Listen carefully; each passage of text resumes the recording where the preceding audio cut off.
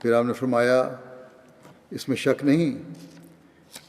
نہیں ہے کہ انسان بعض اوقات تدبیر سے فائدہ اٹھاتا ہے، لیکن تدبیر پر کلی بھروسہ کرنا سخت نادانی اور جہالت ہے۔ جب تک تدبیر کے ساتھ دعا نہ ہو کچھ نہیں، اور دعا کے ساتھ تدبیر نہ ہو تو کچھ فائدہ نہیں۔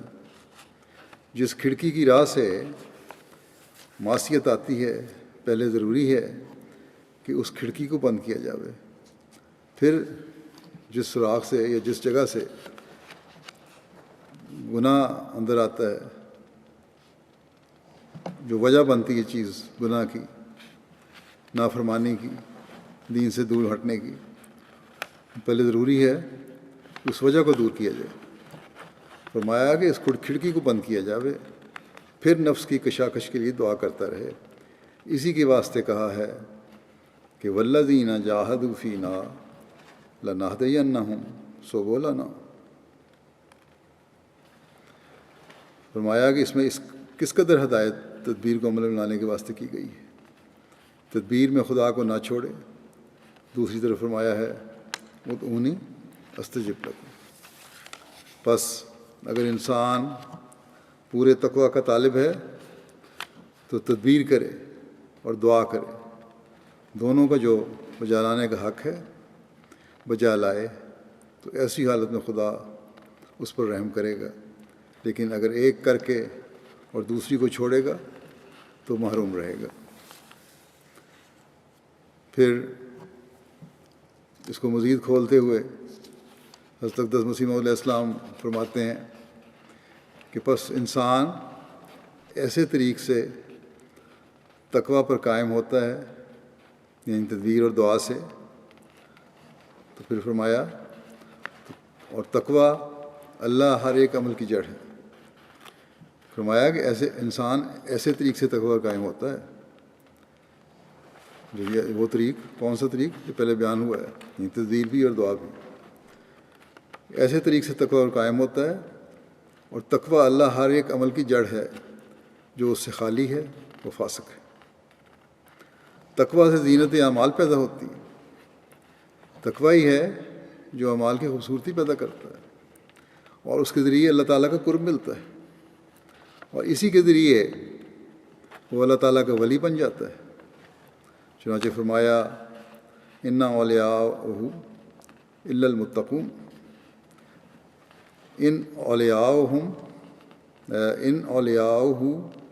الا المتقون۔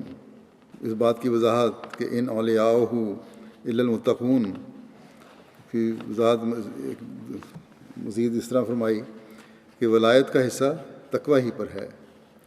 خدا تعالیٰ سے ترساں اور لرزاں ہو کر اگر اسے حاصل کرو گے تو کمال تک پہنچ جاؤ گے۔ اللہ کا اولیاء بننا ہے تو وہ تقوی سے ملتا ہے، اور اگر اللہ تعالیٰ کا خوف دل میں رہے گا، اس سے ڈرتے رہو گے، تو پھر اس کمال تک انسان پہنچ سکتا ہے۔ پھر حضرت اقدس مسیح علیہ السلام فرماتے ہیں کامل طور پر جب تقوی کا کوئی مرحلہ باقی نہ رہے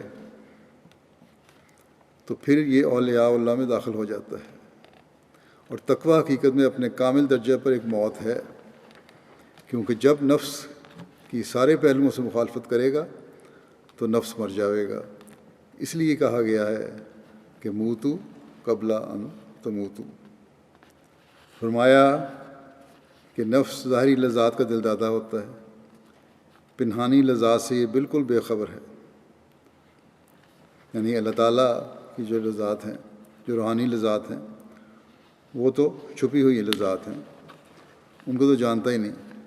ظاہری دنیا کی چکا چوند ہے، انہی کو انسان جانتا ہے، اور نفس انہی کو چاہتا ہے۔ فرمایا